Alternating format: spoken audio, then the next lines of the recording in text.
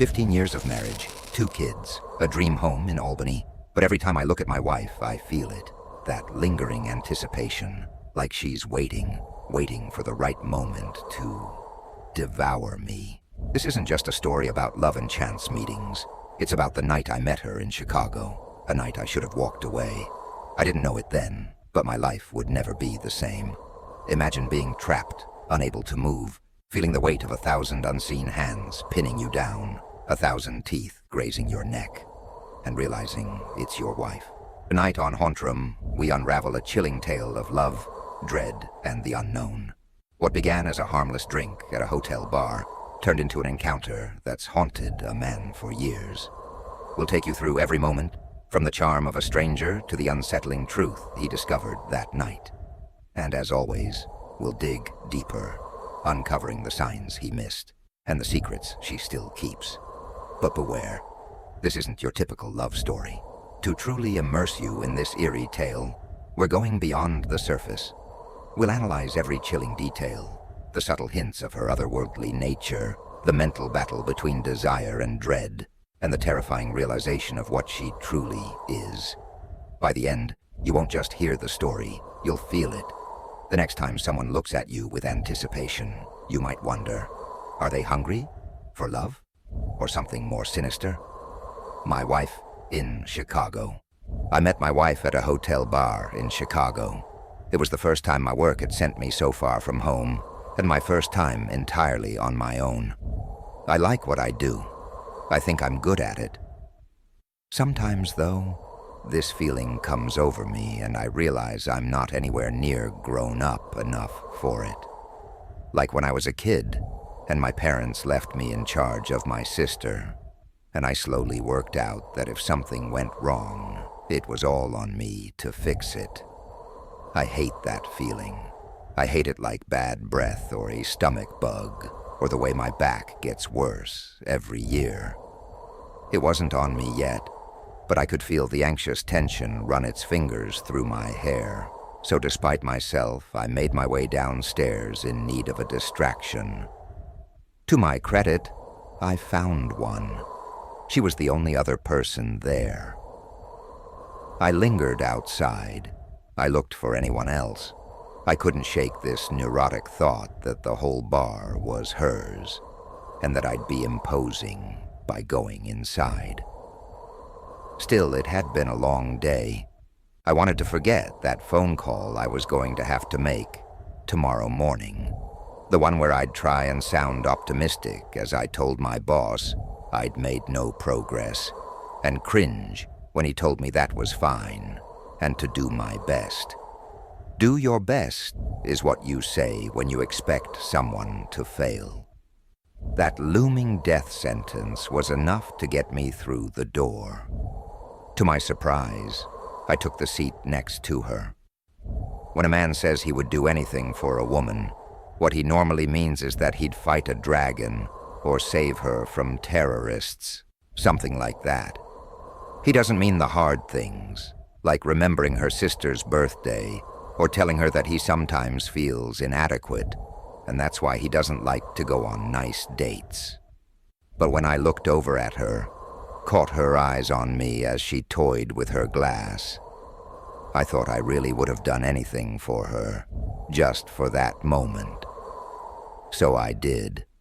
I asked her a question. "Any good?" I said, and I eyed the cocktail that reminded me of somewhere far away and warm. "What?" she asked.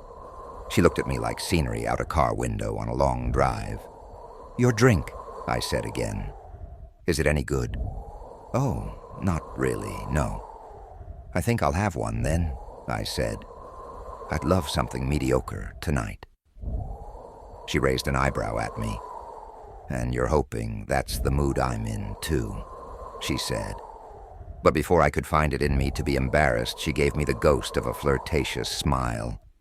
Or maybe I only thought I saw it, passing out of sight. 7 o'clock on a Tuesday, here, dressed like that, I said. "Seemed like a given you would be."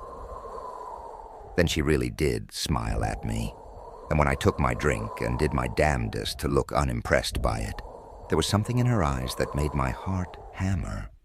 I don't remember exactly when we left the bar, but it was late, just on the edge of irresponsible.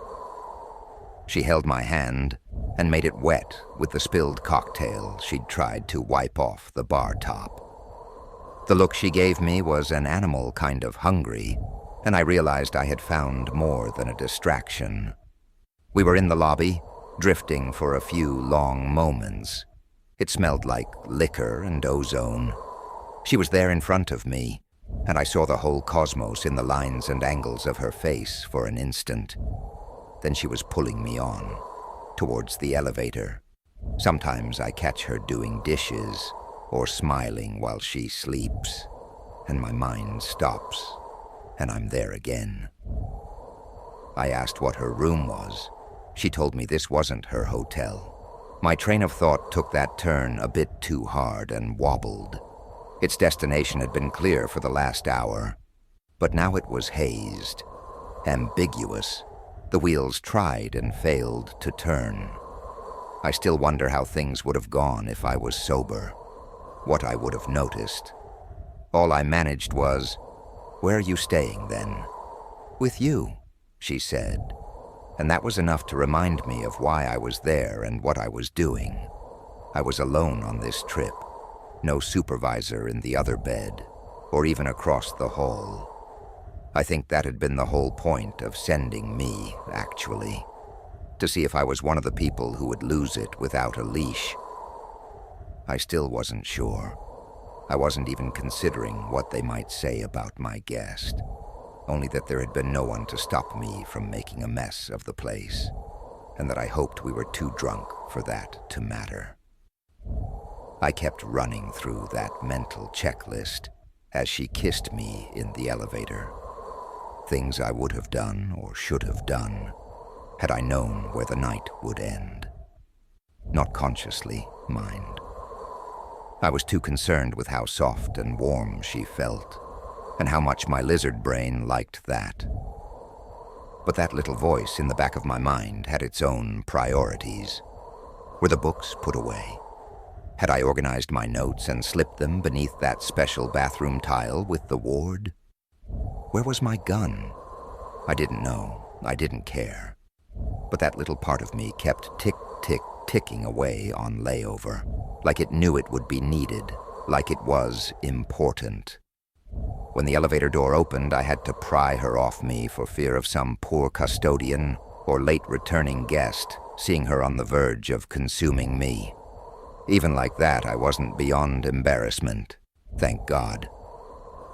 She stared at me, blank, for a long moment, and then I tumbled after as she led me to my room. I remember being thankful she knew it without needing to tell her. I fished in my pockets for the key, fumbling and desperate all the more for how long it was taking. I hated to delay, but a part of me relished how palpable her excitement was. Anticipation. I could feel it, really. Physically feel it building on the nape of my neck somehow. I almost thought she was touching me, but it kept growing. So damn intense, so forceful, like an ice pick. She just stood there watching. I began to grit my teeth. My fingers strained for purchase on the key, still damp enough to get in my way, enough to make me feel like I was going to snap under that pressure on my neck. And then suddenly I was out of that hallway, amid the familiar debris of my life, and I could breathe again. I fell onto the bed, panting. I felt like I wanted to cry with relief. I was so exhausted, so confused, so out of my depth. What had just happened? I hadn't heard her come in after me, but then I felt her fingers run through my hair and her nails graze my scalp. It was electric, and for a moment my aching left me. But there was still that feeling, the anticipation. I'd had too much of it. I was bloated and sick. I couldn't handle whatever was next, good or ill. She could, though. I could hear her behind me, back and forth, watching. There was that little voice again. "Where are your books? Where are your notes? Where's your gun? Where is your gun? Where is your gun?"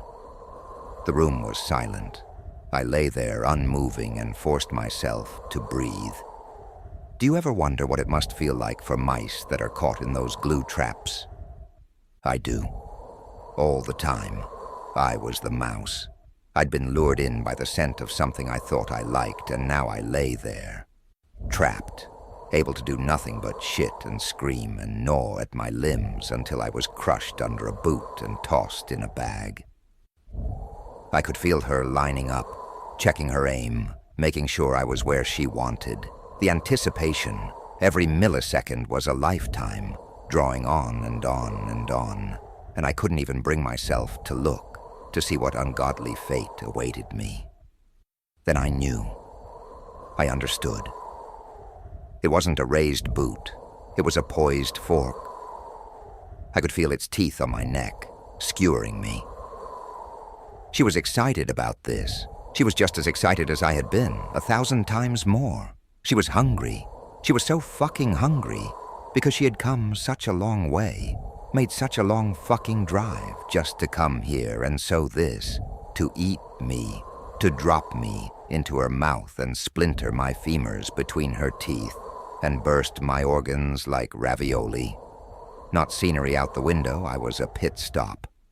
Something to tide her over before she kept on her way. I couldn't move. I was red in the face, shaking so badly in my efforts not to scream out. I could feel her, the teeth wringing her open mouths, the 1,000 roving hands she used to hold me down, her great slithering shape tense as she prepared to swallow me whole. I was the mouse. I was dead. I was breaking into pieces. I was food. I jumped like a spring and spun round, hysteric, ready to wail in the face of oblivion hunger. She hardly even noticed me, and when I watched her bite into a half-eaten burger, I fled to the bathroom. I vomited up blood and bile and cried silent tears as my throat burned. I sat stooped there like that over the toilet for an age, and then I felt her over me again. I cried harder. She knelt next to me, ran a hand, soft and concerned, down my back. She cooed and held me as I emptied my stomach and then my bladder. I couldn't feel the hunger, though I knew it was still there somewhere, hidden. There was just concern, empathy, affection. "You poor thing," she said. She ran her fingers through my hair. "I should never have let you drink so much. I bet you feel like shit right now." I nodded, defeated, and spent the night there with her in the bathroom until my stomach was empty and she showered me and put me to sleep. We've been married for 15 years now. We have 2 kids, a nice house near Albany. I'm at the pinnacle of my career, even though I lied and told them I didn't find what they had me searching for on that trip. Told them I hadn't lost it like all the washouts did. I've only been back to Chicago once. Our 10th anniversary. It's a touching story that gets shared around now. How on our first night together my wife nursed me through the consequences of far too much drinking. I smile along, tell everyone that I'm lucky to have found her, even though privately I'm certain she was the one who found me.